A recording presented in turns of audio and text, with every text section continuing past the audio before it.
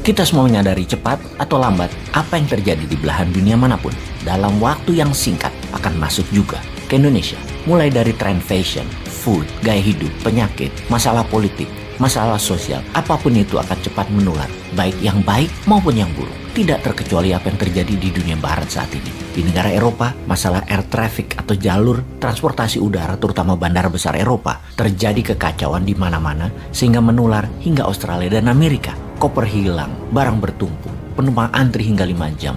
Ribuan orang cancel flight karena perubahan jadwal pesawat dan kekurangan SDM yang ketika pandemi di PHK hingga tinggal 20%. Namun, sekarang di musim liburan summer, penumpang kembali sebanyak sebelum pandemi. Namun, pekerja bandara banyak yang baru masih bingung karena pekerja yang lama banyak yang tidak mau kembali bekerja karena meminta bayaran yang lebih tinggi. Sudah harga bahan bakar pesawat naik 2 kali lipat, tenaga kerja pada demo, ditambah cuaca panas di Eropa yang sangat mengerikan hingga 40 derajat. Ribuan orang meninggal karena heat stroke di Eropa. Hubungan pesawat dengan cuaca itu apa? Runway pesawat menjadi sangat panas, membahayakan ban pendaratan pesawat. Efek pandemi, dunia itu semuanya menjadi baru. Efek perang Ukraina membuat dunia juga menjadi baru. Efek kolonialisasi Tiongkok membuat dunia menjadi baru. Bahkan dunia sosial media, orang tidak lagi mengupdate statusnya di Twitter dan Facebook dalam 6 bulan terakhir. Itu menurun hingga 30% alias banyak orang yang merubah kebiasaan bersosial media statusnya dan profilnya. TikTok, YouTube menjadi 30% volumenya naik sebagai anomalinya. Di dunia barat, iklan sudah menang. Di dunia digital meninggalkan koran, radio, dan TV. Dan orang berkantor dengan Zoom mengurangi luas ruang kerja di seluruh dunia menyusut 20%. Banyak gedung kosong saat ini. Itu semua bagian dari keseharian kita saat ini dan dunia politik pun mengalami shocking wave. Sesangar cuaca panas di Eropa yang membuat penggunaan gas dan minyak Rusia naik 10% di Eropa yang menambah keuntungan di kantong Rusia $1 billion setiap minggunya. Apalagi hal yang parah yang membuat ekonomi akan terguling di banyak negara. Kita lihat secara mikroekonomi di negara Tiongkok. Setelah dipukul telak dunia keuangan Tiongkok dengan bangkrutnya Evergrande, maka dunia keuangan Tiongkok dipukul lagi dengan masalah fraud keuangan yang mengatasnamakan bank. Namun untuk investasi non-bank, seperti kasus Century di Indonesia, mirip plek. Tidak ada produknya, hanya menjanjikan keuntungan bunga, di mana surat berharga itu tidak dilindungi otoritas keuangan Tiongkok. Kasus Henan Bank menjual deposito secara online dengan bunga tinggi. Sektor real di Tiongkok goncang akibat pandemi, memukul investasi Henan Bank di tempat lain katanya. Namun apapun itu ceritanya, pukulan beruntun itu yaitu pandemi virus Wuhan, lockdown kota-kota produksi dan pelabuhan, Evergrande, dan terakhir deposito Henan Bank menambah beban Tiongkok parah karena juga harus tetap membeli energi minyak terutama untuk energi di Tiongkok dengan harga 2 kali lebih mahal dibanding tahun lalu. Masalah besar di negara Tiongkok tersebut membuat strategi Tiongkok yang meminjamkan pembiayaan hutang ke banyak negara mulai ditarik-tarik, dan hal ini membuat banyak negara yang menggunakan pinjaman Tiongkok kebakaran jenggot. Banyak negara yang saat ini bermasalah di dalam negerinya karena keterbatasan stok pangan, keterbatasan energi, tingginya harga penyebab inflasi, menurunnya daya beli, dan terbeban hutang jatuh tempo yang biasanya mudah menemukan pinjaman-pinjaman lain lagi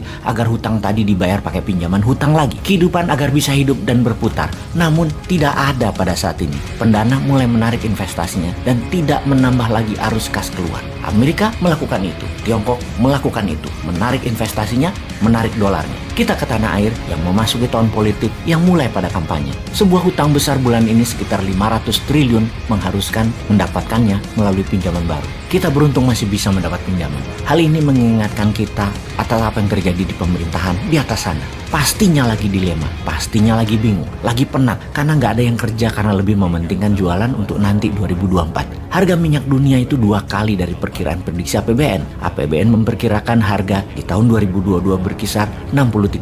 Itu terjadi analisa di tahun 2021 menebaknya. Ternyata di tahun 2022 harga bisa sampai $120 per barel dan saat ini sekitar $100 per barelnya. Tentunya perlu ada dana besar untuk membeli BBM, naik 2 kali lipat dari anggaran. Dan kalau di SPBU dilepas harga publik, dilepas harga pasar, harganya bisa 20 ribuan per liternya, yaitu akan naik 35% dari harga tahun lalu. Bisa menyebabkan harga-harga kebutuhan sehari-hari naik 10-15%. Itu inflasi parah. Maka lebih baik disubsidi. Keputusannya adalah harga pasar ditahan di rendah, masyarakat belinya di bawah 15 ribuan, pemerintah nombokin sekitar 6 ribuan per liternya, alias pemerintah yang mengcover. Hal inilah yang membuat kekurangan uang di kas negara yang membuat pemerintah harus pinjam. Ada 2 mata pisau melihatnya. Pro pemerintah sekarang akan menganggap tindakan ini baik, walau negara harus berhutang. Namun yang anti pemerintah saat ini akan mengatakan yang bayarin nanti siapa? Pajak digenjot terus, usaha nggak ditolong, malah ditekan. Yang nanggung rakyat juga nantinya, tapi yang dapat nama sampean pejabat di atas. Yang pro pemerintah menganggap hutang itu nggak apa-apa.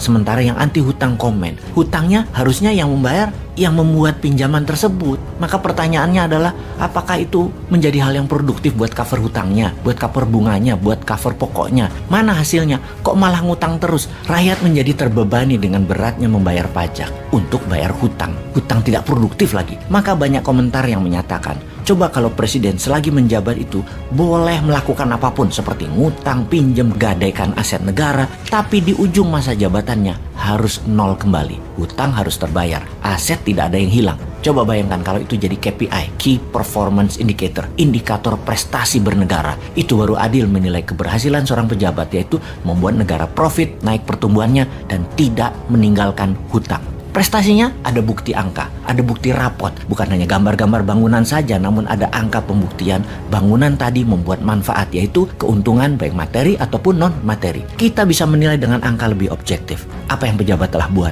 apa manfaat buat rakyat, dan apa harta yang ditinggalkan. Makin bertambahkah atau makin sedikit? Ada hutangkah atau bebas hutang? Itu harus jadi patokan. Bagaimana kalau nanti kita pakai hal ini sebagai parameter pemerintahan? Anak cucu kita menilai. Sekarang mungkin yang sedang menjabat merasa aman karena ada dana 1,2 triliun rupiah dalam 7 tahun untuk buzzer yang melindungi dari ide-ide dan usulan-usulan kita agar tidak ditanggapi. Namun kebenaran kan sesungguhnya tidak perlu dibela oleh buzzer, karena kebenaran hakiki itu membela dirinya sendiri. Ya kecuali yang dibawa memang bukan kebenaran hakiki. Kita balik ke topik. Pertamina saat ini perlu 500 triliun rupiah, maka pejabat tertinggi mengatakan pinjam. Hutang siapa yang bayar? Yang bayar presiden selanjutnya. Inilah salah satu yang Bosman harapkan ketika mendapatkan mandat nanti. Newmind bisa-bisa tidak mau bayar hutang yang dibuat oleh pejabat sebelumnya. Bisa nggak ya kayak gitu? Bayangkan kalau mantan sewaktu menjabat menggunakan kekuasaannya untuk mendapatkan pinjaman, namun bukan untuk membuat hasil yang produktif, tapi buat belanja barang-barang, buat pamer dan flexing. Kan berat nanggung yang terkenal mantan yang susah kita. Ibarat pinjam di bank pakai aset mertua,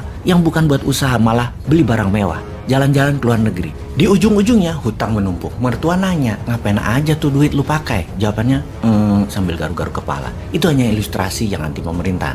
Yang pro tidak melihat hal seperti itu, semuanya wajar dan pejabat sudah bekerja dengan baik. Cadangan devisa Indonesia masih tinggi, inflasi masih terjaga, stok pangan masih terjaga. Jauh itu seperti Sri Lanka itu jauh, dibandingkan juga Pakistan juga jauh. Indonesia jauh lebih baik, tenang aja. Demikian yang pro pemerintahan itu berkata, bagi Newmind yang tidak anti pemerintah juga tidak mendukung oposisi, Newmind tetap lurus, ingin Indonesia 100 kali lebih baik dari saat ini. Yang jelek diingetin dan diberi saran, yang bagus dikuatkan lagi.